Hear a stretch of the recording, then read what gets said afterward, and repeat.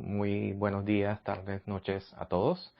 Primero que nada, muchísimas gracias a la profesora Amalia por la invitación a este foro chat y a la profesora Ana Karina por ponerme en contacto con la profesora Amalia.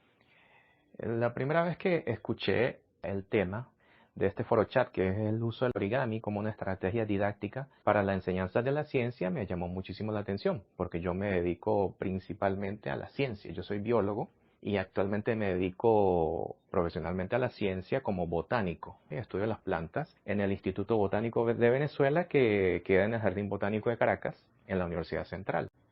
Pero el hecho de que esté en la ciencia no significa que, o sea, toda la vida también he mantenido contacto con lo que es la parte cultural japonesa, ¿no? La parte japonesa mía. Bueno, voy a hacer una pequeña introducción mía. Mi nombre es Shingo Nozawa, Shingo Nozawa. Shingo es el nombre, Nozawa es el apellido. Soy lo que llaman japonés de segunda generación, donde mis padres vinieron, no, los dos son japoneses, vinieron directamente de Japón, se casaron acá y yo nací acá y toda la vida me he criado acá. Sin embargo, la cultura dentro de mi casa ha sido muy japonesa. La educación, la comida, y típico que cuando pequeño, o sea, mi mamá me enseñó el origami, cómo doblar la grulla, ¿no? Que a pesar de que es una de las figuras más famosas, no es tan fácil, pues tiene su dificultad. Entonces la vida me ha llevado a llevar las dos cosas como en paralelo. Por un lado, mi parte botánica científica, por un lado, pero por otro lado, me he dedicado un poco a la difusión de la cultura japonesa y la enseñanza del idioma japonés. Y hoy me pidieron que les hiciera como una pequeña introducción de lo que es la historia del origami. Entonces, bueno, voy a empezar. Aunque no creo que sea necesario explicar qué es el origami, bueno, por si acaso, el origami es el arte japonés de crear figuras doblando un papel cuadrado. Y como dato curioso, existe el Día Internacional del Origami, que es el 11 de noviembre. 11-11, que son 4 palitos que indican cada lado del cuadrado en que se basan las figuras del origami. Antes de entrar en la historia, como todo asunto histórico, todo depende de quien te echa el cuento y las versiones varían ligeramente. Yo, para curarme de salud, siempre utilizo la versión que da la Asociación Japonesa del Origami, el Nihon Origami Kyokai. Y entonces, según la Asociación Japonesa del Origami, todo comenzó desde que llegó el papel desde China, a principios del siglo VII, o sea, en el año 600 y pico. Este papel, recién llegado de China, era muy duro, muy grueso, muy resistente, de hecho, ¿no?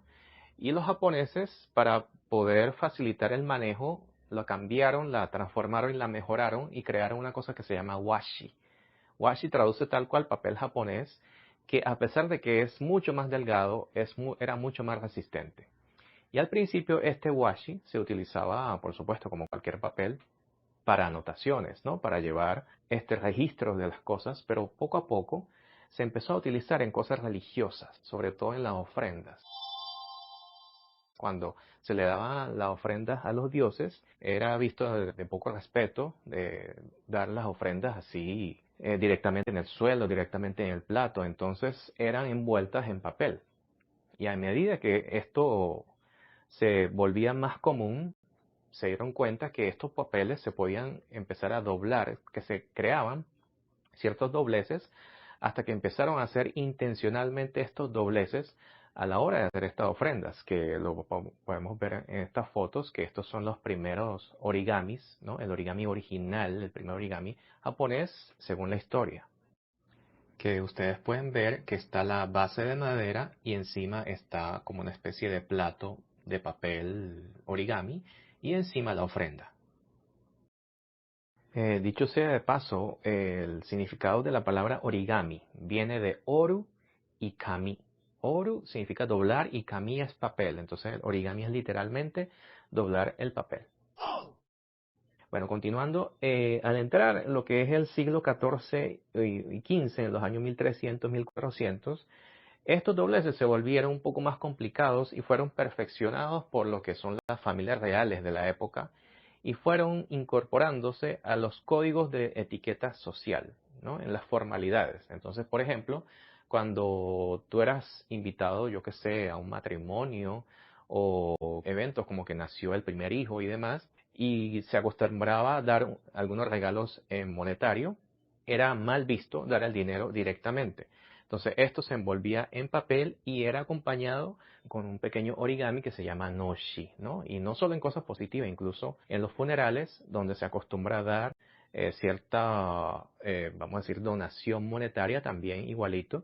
Esto se envuelve en un papel que tiene un origami allí. Entonces en la figura pueden ver dos de ellos que hoy en día se sigue utilizando. Esto no es que se utilizó en los años 14 y 15, ya hoy en día no, sino que los japoneses siguen utilizando. Tú vas a una librería, una papelería japonesa y puedes encontrar este tipo de sobres de la manera más natural.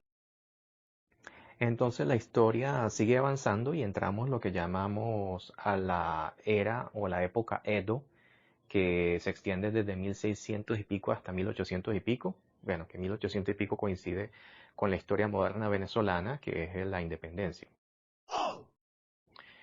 A principios de lo que es esta época, o sea, 1600, 1700 más o menos, el papel, que era algo muy caro, que solo se tenía acceso a las personas pudientes, las realezas, poco a poco se pudo empezar a producir en masa, ¿no? Entonces el precio disminuye y poco a poco el ciudadano común empieza a tener contacto con el papel y el origami se vuelve, ya pierde un poco lo que es o sea, conservando la parte tradicional, por supuesto, pero también va viendo la cara poco a poco del origami como diversión, que a su vez coincide con la publicación del primer libro del origami, que fue publicado en el año 1797, donde puedes ver instrucciones de diferentes formas de doblar la grulla y todas las variedades que se conocían para la época, que uno esperaría que muchas de esas grullas son sencillas, pero claro, hay algunas que son relativamente sencillas, pero hay otras que son increíblemente complejas. Tal vez la más famosa de ellas son las 100 grullas,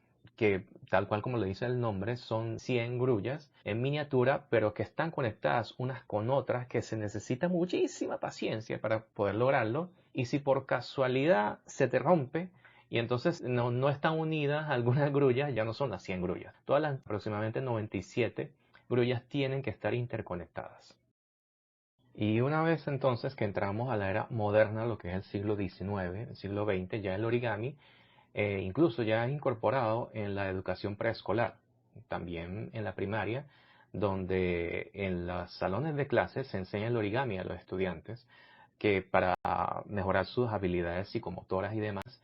Y además de eso, en el punto de vista médico también se está utilizando para rehabilitaciones.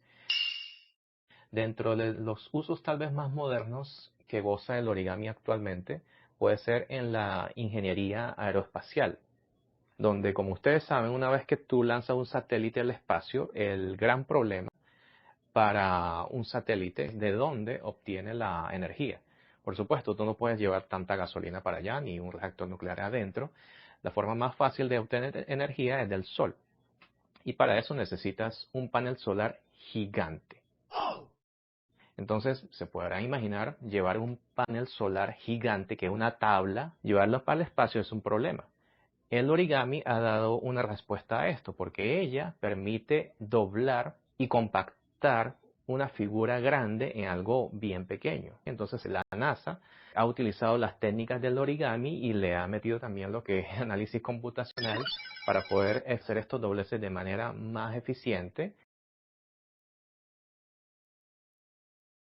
Y con esto, bueno, terminaría mi presentación, que es un recorrido flash realmente de lo que es la historia del origami y las numerosas aplicaciones que actualmente está teniendo el origami con la ciencia y también el mundo de la computación, de la medicina, de la biomedicina, que bueno, si empiezo a hablar de eso, eso casi queda para otra presentación completa.